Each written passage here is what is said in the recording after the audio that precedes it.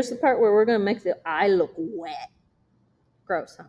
I'm actually going to do my highlights on a different layer just because it bothers me. You can choose to keep them on the same if you want.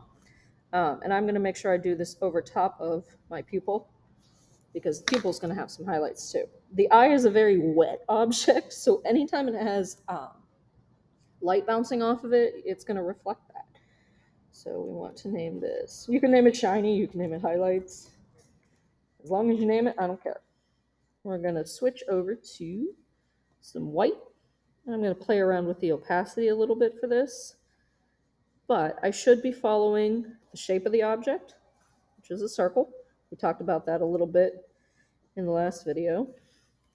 And I should be playing around with different brush sizes for this.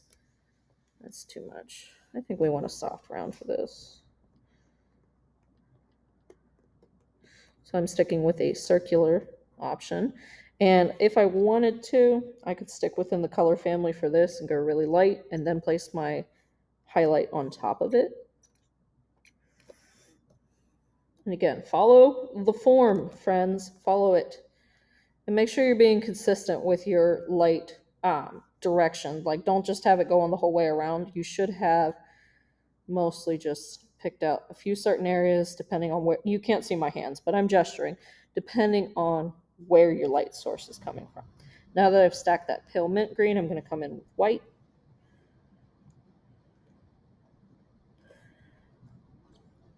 If it'll let me.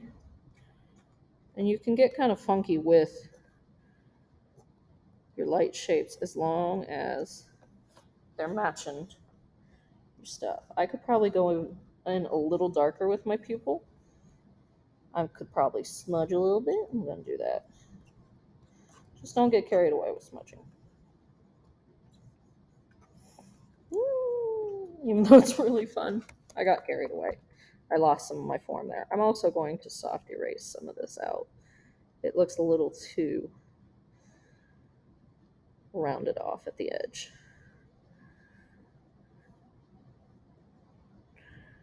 Ooh, that's looking nice. I like that.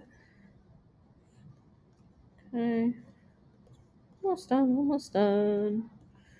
And I could do this for the wet parts of the eye too. If I really wanted to get funky, I could add in like blood vessels and stuff. But I'm going to just come in with some straight up white, hard white highlights on this, even where there's a little bit of shadow, just to show that this is a curvy, wet object. I can't get to my slider bar because this is in the way. Please don't be in the way, Screencastify. You are in the way. Arrow keys to the rescue, maybe? Nah. Guess I'm going to have to zoom out a little bit. I wanted to wait and surprise y'all, but alright. So shiny. We like it to be shiny.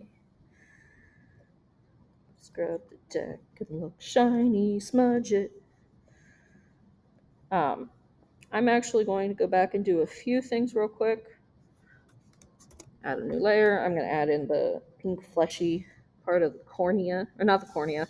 Fun fact, it took me a really long time to understand that this little triangle thing is not the cornea. That's the tear duct. You learn something new every day. That's probably a good color for it.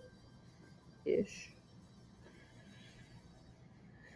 Man, this is killing me with the screencast thing in the way. Could you move? There you go. No, didn't want you either. There we go. And I actually want full opacity for that because I'm blocking in a flat.